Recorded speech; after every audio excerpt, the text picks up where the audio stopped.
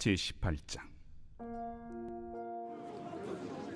그때 제자들이 예수께 나와 이르되 천국에서는 누가 크니이까? 예수께서 한 어린아이를 불러 그들 가운데 세우시고 진실로 너희에게 이르노니 너희가 돌이켜 어린아이들과 같이 되지 아니하면 결단코 천국에 들어가지 못하리라. 그러므로 누구든지 이 어린아이와 같이 자기를 낮추는 사람이 천국에서 큰 자니라.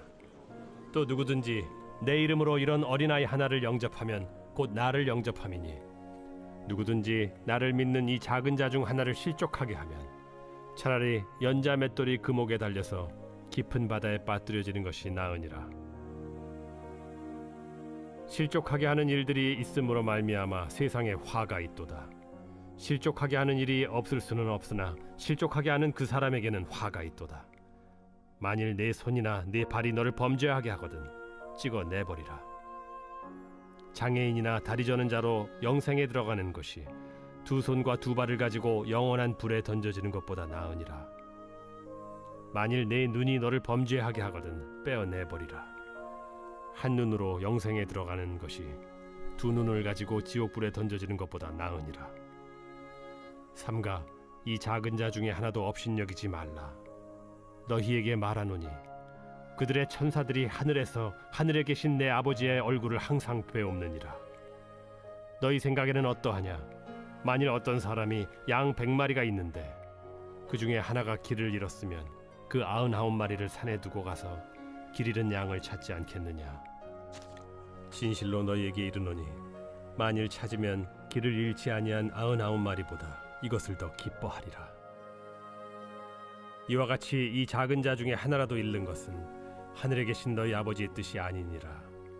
네 형제가 죄를 범하거든 가서 너와 그 사람과만 상대하여 권고하라.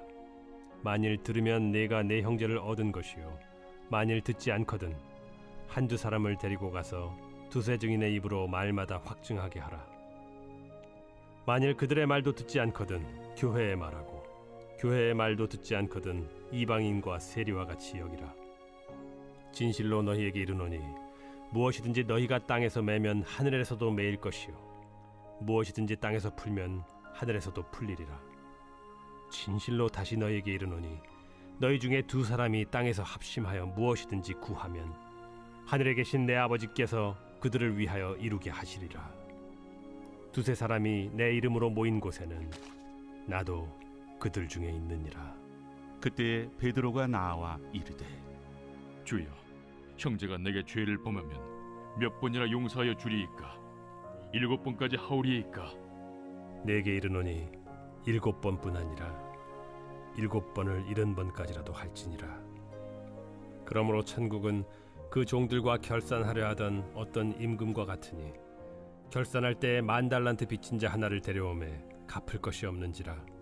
주인이 명하여 그 몸과 아내와 자식들과 모든 소유를 다 팔아 갚게 하라 하니 그 종이 엎드려 절하며 이르되 내게 참으소서 다 갚으리이다 하거늘 그 종의 주인이 불쌍히 여겨 놓아보내며 그 빚을 탕감하여 주었더니 그 종이 나가서 자기에게 100데나리온 빚진 동료 한 사람을 만나 붙들어 목을 잡고 이르되 빚을 갚으라 하매 그 동료가 엎드려 간구하여 이르되 나에게 참아주소서 갚으리이다 하되 허락하지 아니하고 이에 가서 그가 빚을 갚도록 옥에 가두거늘 그 동료들이 그것을 보고 몹시 딱하게 여겨 주인에게 가서 그 일을 다 알리니 이에 주인이 그를 불러다가 말하되 악한 종아, 내가 빌기에 내가 네 빚을 전부 탕감하여 주었거늘 내가 너를 불쌍히 여김과 같이 너도 내 동료를 불쌍히 여김이 마땅하지 아니하냐 하고 주인이 노하여 그 빚을 다 갚도록 그를 옥졸들에게 넘기니라.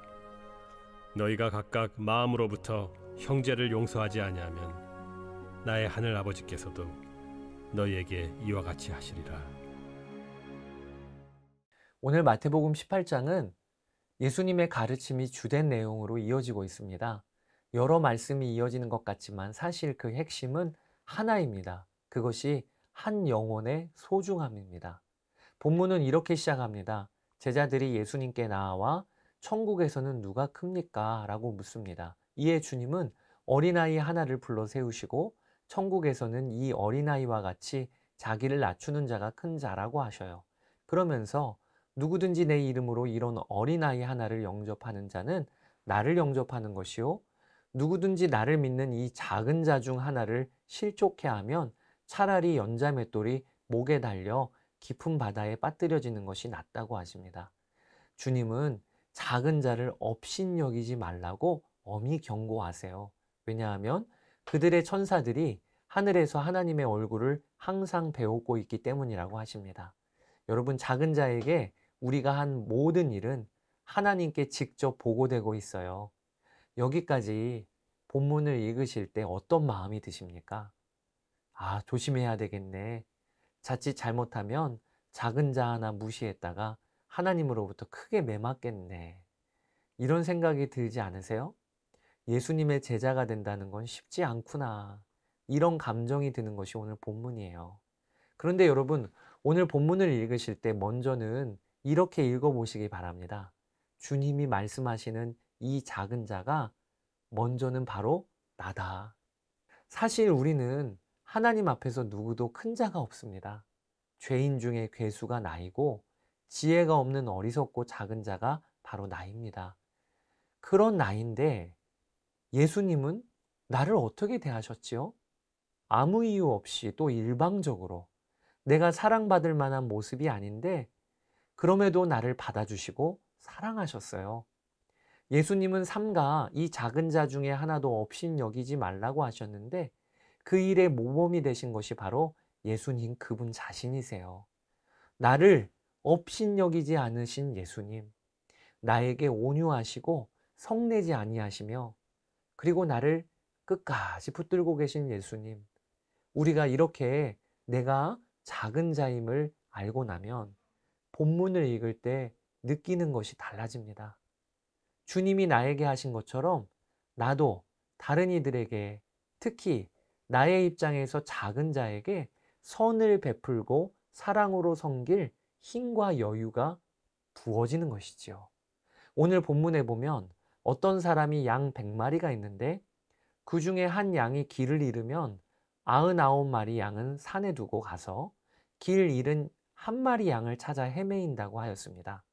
그러다가 만일 찾으면 길을 잃지 아니한 99마리보다 더 기뻐하리라. 이게 오늘 본문이에요. 여러분, 이 구절을 읽으실 때 그 잃어버린 양 한 마리는 누군지 모르겠지만 좋겠다. 목자가 참 헌신적이어서 이렇게 읽으시면 안 됩니다. 이 본문도요, 내가 잃어버린 양 한 마리였다. 이렇게 읽어보세요. 그러면 잃은 양 한 마리 찾으러 길을 나서는 목자가 있다는 이 예수님의 말씀이 얼마나 감사한 말씀이 되는지. 맞아. 예수님은 나를 결코 잊지 않으셔. 나를 포기하지 않으셔. 이렇게 본문이 읽혀지기 시작하면 우리 안에 변화가 일어나요. 나도 주님의 사랑을 이렇게 받았거늘 길 잃은 다른 양을 볼 때 긍휼한 마음이 들게 되는 것입니다. 지금 길을 잃고 헤매이는 양이 있다면 주님이 반드시 당신도 찾으실 거야. 주님은 당신을 포기하지 않으셔. 이런 눈으로 사람을 보게 되는 것이지요.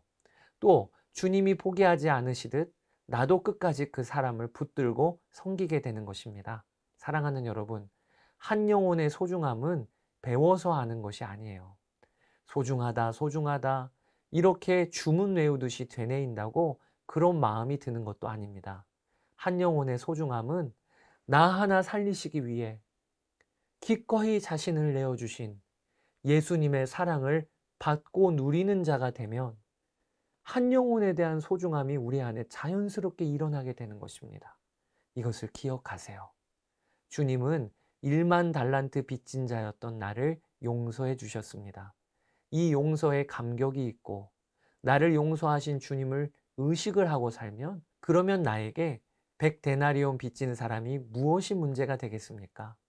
1만 달란트 탕감받은 자, 잃어버린 바 되었다가 다시 살 길을 찾은 자, 가장 작은 자였는데 섬김받은 자, 그 사람이 우선은 바로 나입니다. 사랑하는 여러분, 주님은 내게 없는 것으로 나눠주라고 하지 않으세요.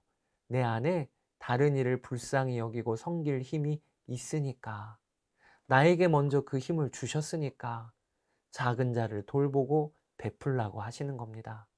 내 안에 예수님이 계시고 그 예수님은 오늘도 나를 통해 소외된 자, 잃어버린 자를 살리기 원하십니다. 그렇게 쓰임받는 제자 되시기를 주님의 이름으로 축복합니다. 감사합니다.